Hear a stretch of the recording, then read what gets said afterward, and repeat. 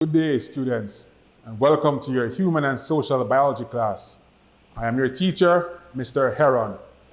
Today we're going to be looking at microbes.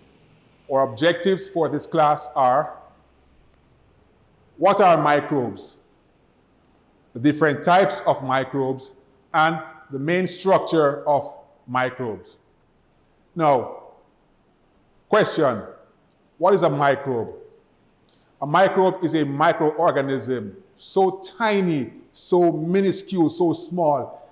In fact, you would need a very powerful microscope to actually see these microbes. In fact, on your skin now, there are millions of microbes just going about their daily activities, doing their business, right? So microbes are microorganisms that are so tiny, we need a microscope, a very powerful microscope, to actually see them. Now, for today's class, we'll be looking at 3 types of microbes. And these microbes are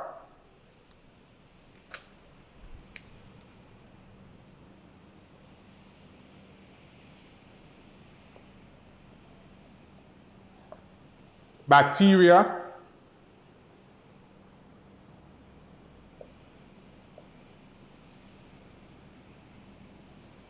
fungus, or the plural, which is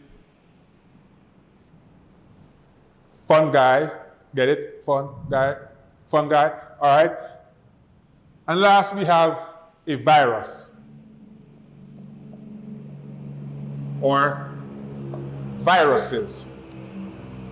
Now, let's look at the first microbe, which is a bacteria. What is a bacteria? A bacteria is the correct term is a bacterium, which is singular. A bacterium is a unicellular organism. So let's record that. A bacterium,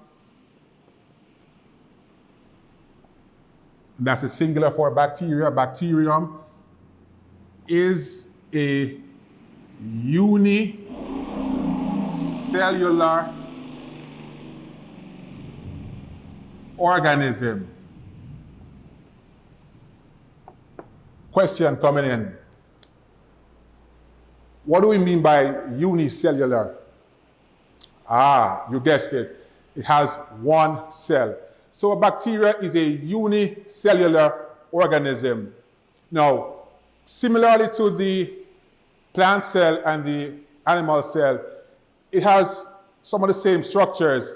For example, just like the plant cell, it has a cell wall, it has a cell membrane, it has cytoplasm. There is no nucleus, but instead there is a DNA loop. So this loop-like structure, it contains the genetic material. It also has ribosomes to make protein, and it has a tail-like structure called a flagellum. All right? So a bacteria is a unicellular organism with pretty much the same or similar structures as a plant and animal cell. All right? So the next microbe we're going to look at is the fungus. Now, the fungus is also a unicellular organism. Its structure is closely resembles the plant cell, except it has no chloroplast. Now, if you remember when we looked at the plant cell, the fungus cell has pretty much all the same structures, with the exception of chloroplast. As a matter of fact, only plant cells will have chloroplast, because plants are the only organism that uses photosynthesis to make their food, right? So the fungus it closely resembles the plant cell, with the exception that it has no chloroplast. All right? Some of the structures that make up the fungus are the vacuole, the cytoplasm, the cell membrane, cell walls, endoplasmic reticulum, mitochondrion, nucleus, and the ribosome. So the last microbe we're going to look at in today's class is viruses. Now, all viruses are parasites. They invade the cells of organisms and reproduce. No, it's important to note that viruses do not have cells. What they have is a core made of genetic material, which are DNA or RNA, and it's surrounded by a protein coat or capsule. All right? So let's recap. What are microbes? Microbes are microorganisms, so tiny that we need a powerful microscope to actually see them.